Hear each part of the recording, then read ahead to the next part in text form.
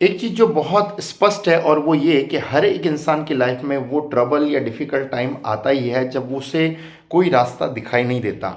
आज की इस वीडियो में मैं आपको ऐसी शानदार सी कहानी बताने वाला हूँ जब आपको ये महसूस होता है कई बार कि I am not having a particular way and I am not having a particular option that how shall I come out of this particular difficult situation.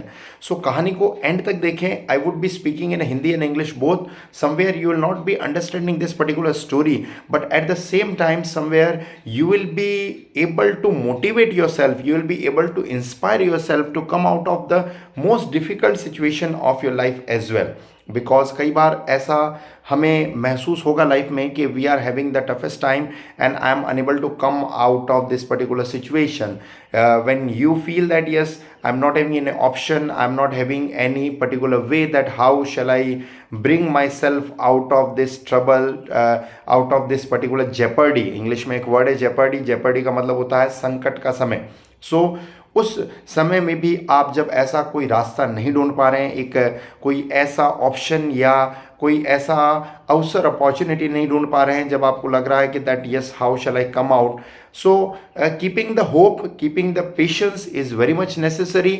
Never ever lose the hope at all till the last breath. This particular story is going to somewhere give you that particular vision कि चाहे आप कितनी भी difficult situation में हैं, चाहे आप कितने भी मुश्किल समय में हैं, लेकिन फिर भी आप उस अपनी होप को लूज़ ना करें, अपने पेशेंस को बरकरार रखें। Because that is very much necessary that we always remain patient, we should always remain calm, because a calm mind can always perform better than an agitated mind। एक शांत मस्तिष्क जो है वो कई हद तक बेहतर परफॉर्म कर सकता है एक आक्रोशित और एक उत्तेजित दिमाग के बजाय।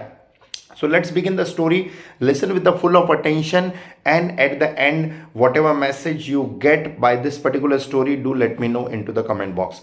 So story is like that। ये कहानी एक किसान के बारे में। एक किसान है जो गांव में रहता है और उसके पास बहुत सारे जानवर होते हैं।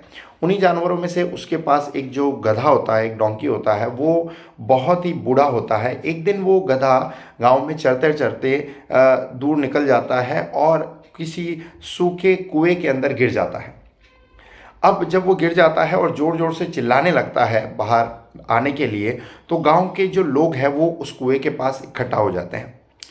अब उस किसान को बुलाया जाता है, जिस किसान का ये गधा होता है। वो किसान भी वहाँ आता है और वो देखता है कि ये जो गधा है ये बहुत ही दयनीय स्थिति में है, और उसे उस पर दया आती है और उसे सोचता है कि मुझे इस गधे को इस कुएं से बाहर निकालना चाहिए। सभी लोग उसे कहते हैं कि हमें कैसे भी करके इस कुएं से इस गधे को बाहर निकालना है। और बहुत सोचने विचारने के बाद उन्हें ये पता चलता है कि इसे बाहर निकालना बहुत ही ज़्यादा मुश्किल है। It is next to impossible to take out this particular donkey out of this particular well. So वो किसान जो जो उस गधे का मालिक होता है, वो ये महसूस करता है कि इसे बाहर निकालना बहुत ही ज़्यादा महंगा पड़ेगा, और कहीं ना कहीं इस गधे की भी मुझे कोई रिक्वायरमेंट नहीं है क्योंकि ये बहुत ज़्यादा बूढ़ा हो चला है। तो वो वहाँ आए सभी लोगों को ये कहता है कि आप अपने अपने घरों को चले जाइए, क्योंकि हम अपना समय व्यर्थ करेंगे इस गधे को बाहर निकालने में, और शायद मैं इतना कैपेबल भी नहीं हूँ कि इसे बाहर निकालने का खर्चा वहन कर सकूँ, क्योंकि मुझे वो कोई फ़ायदा नहीं देने वाला है। So he says to everyone just go away of your home.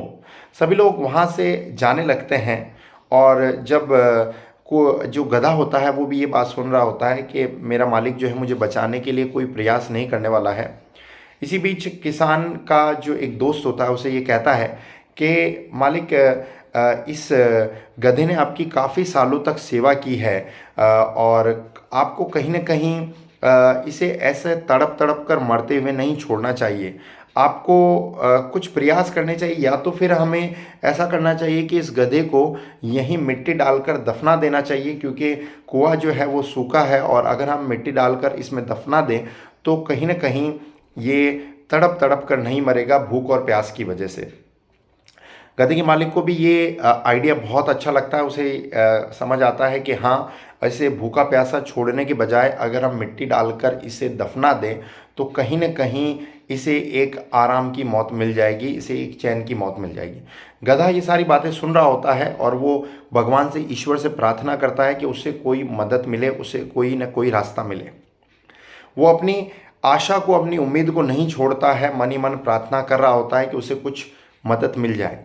इसी बीच थोड़ी ही देर में मिट्टी की बारिश होने लगती है उसमें जोरदार। मीन्स बाहर जितने भी लोग खड़े होते हैं वो बाल्टी भर भर कर और बहुत सारा मिट्टी जो है उसके ऊपर डालते हैं। जो गधे का मालिक होता है वो भी मिट्टी उसके ऊपर डालता है और गधा जो है अचानक से उस मिट्टी को झटक देता है और जैसे झटकता है तो वो मिट्टी उसके नीचे गिर जाती है और वो उस मिट्टी के ऊपर आ जाता है। ये प्रोसेस धीरे धीरे धीरे चलता रहता है। जैसे ही बाहर जितने भी लोग होते हैं, वो जो किसान होता है, उस गधे का मालिक होता है, वो भी उस गधे के ऊपर बहुत सारी मिट्टी डालता है। लेकिन थोड़ी ही देर में जब वो देखता है कि मिट्टी जो है वो झटक देता है और गधा जो है वो उस मिट्टी के ऊपर आ जाता है। ये प्रोसेस कंटिन्यूअसली लगातार चलता ही रहता है और धीरे धीरे धीरे देख एट लास्ट ऐसा होता है कि जो गधा वो कुएं के पास पहुंच जाता है और वो आसानी से बाहर निकल जाता है। यहाँ किसान ने भी ये होप लूज कर दी थी और गधे ने भी ये होप लूज कर दी थी कि शायद ही मैं बाहर निकल पाऊंगा और मुझे जिंदा यहाँ पे दफना दिया जाएगा। लेकिन उसने एक एफर्ट लगाया, उसने एक कोशिश की, उसने एक एक्शन लिया और वो ये कि जैसे ही मिट्टी उसके ऊपर डाली जा रही थी वो झटक कर उस सारी मिट्टी को नीचे गिरा देता था और इसकी वजह से वो धीरे धीरे धीरे धीरे करता हुआ कुएं से बाहर निकल पाया।